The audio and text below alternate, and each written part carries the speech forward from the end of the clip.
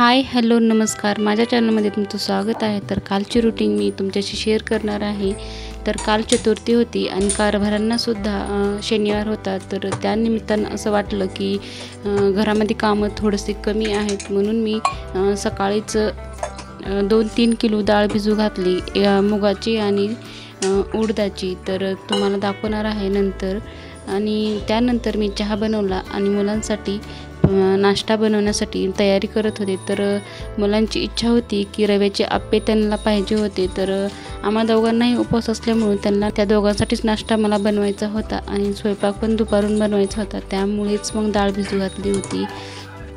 आप्पे करण्यासाठी पहिल्यांदा मी गरा चाळून घेतला. त्यामध्ये थोडंसं पाणी आणि दही टाकून थोड्या वेळासाठी भिजत घातलं आणि त्यानंतर एक कांदा आणि एक टोमॅटो चिरला आणि थोडंसं त्याला फ्राय केलं. म्हणजेच थोडंसं तेल टाकलं आणि जिरे मोहरी टाकून कांदा आणि टोमॅटो टाकला आणि थोडंसं फ्राय केलं. आणि त्यानंतर रवा जे आपण भिजू घातला होता त्यामध्ये टाकायचं आहे. थोडंसं मीठ आणि कोथिंबीर आणि फ्राय केलेलं आणि शेवटी त्यानंतर टाकायचं आहे इनो. त्यामुळे आप्पे आपले फुगले जातात. एक 15 ते 20 मिनिटासाठी आपल्याला हे भिजवायचं आहे. त्यानंतरच आप्पे करायचे आहेत. छान असं मिक्स करून त्याला अगोदर पण मी 10 मिनिटासाठी ठेवलं होतं. आताही 10 मिनिट ठेवणार आहे, त्यानंतरच करणार आहे. तर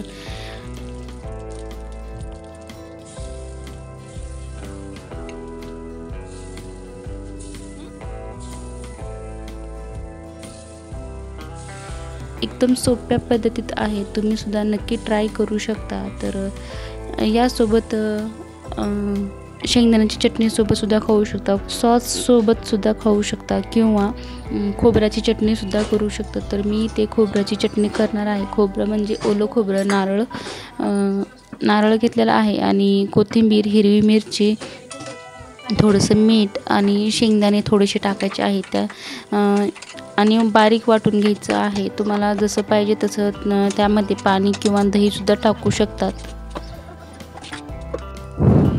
आप्पे पण तयार आहेत. तर डाळीमध्ये डब्बा दिला आणि आता हे मी डाळ भिजू घातली होती. तर याकडे आली. ह्याला भिजू घालून 2-3 तास झाले होते. त्यानंतर आता ह्याला चोळायचं आहे.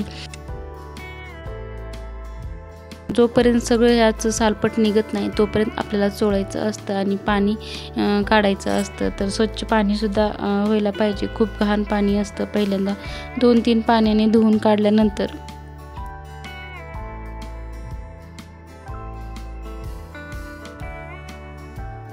ओतून काढताना त्याचं सालपटसुद्धा निघून जातं. एका चाळणीमध्ये मी याला ओतलं आणि सालपट अलगच काढत होते. तर याची मध्ये होती मुलाची एंट्री झाली होती. तोही मम्मी तुला मदत करू लागतो म्हणून आला होता. त्यानं थोडंसं केलं आणि त्याला काही जमत नव्हतं. त्याला राहू दे म्हटलं. थोड्या वेळातून तो निघून गेला.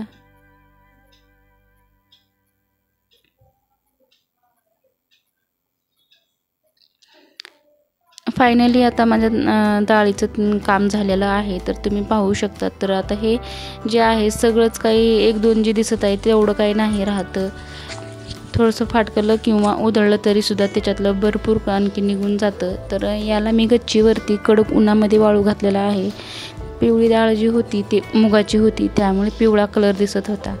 तर आता मला बनवायचा आहे स्वयंपाक. तर माझ्या सासूबाईसुद्धा आलेल्या होत्या. तर त्या गावी राहतात पण पुण्याला गेल्या होत्या. तर तिकडून आल्या होत्या. त्यांच्यासाठी मग नाश्ता दिला होता अगोदर, पण आता स्वयंपाकसुद्धा सुरू झालेला आहे. तर स्वयंपाक मी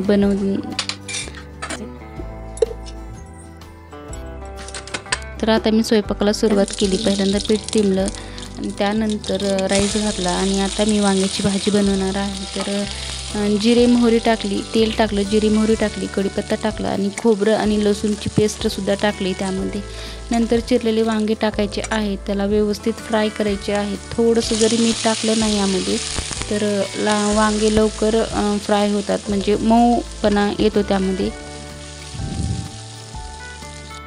1 मिनिटासाठी याला पण हलवून घ्यायचं आहे. त्यानंतर थोडीशी हळद थोडंसं काळं तिखट, थोडंसं लाल तिखट आणि थोडंसं धनिया पावडर आणि कोथिंबीर टाकलेली आहे आणि शेंगदाण्याचं कूटसुद्धा टाकलेलं आहे. तर छान असं हलवायचं आहे.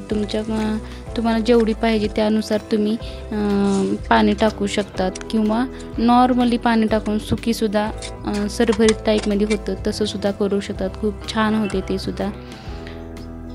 तर लग्न होतं, तर मला दुसऱ्या दिवशीच लग्नाला जायचं होतं. त्यामुळे मग मला भांड्याच्या दुकानात आले, एक भांडे घेतलं आणि तिथून मी निघाले. तर यानंतर काही व्हिडिओ मला शूट करायला जमलं नाही. तर तुम्ही सबस्क्राईब नक्की करा. धन्यवाद.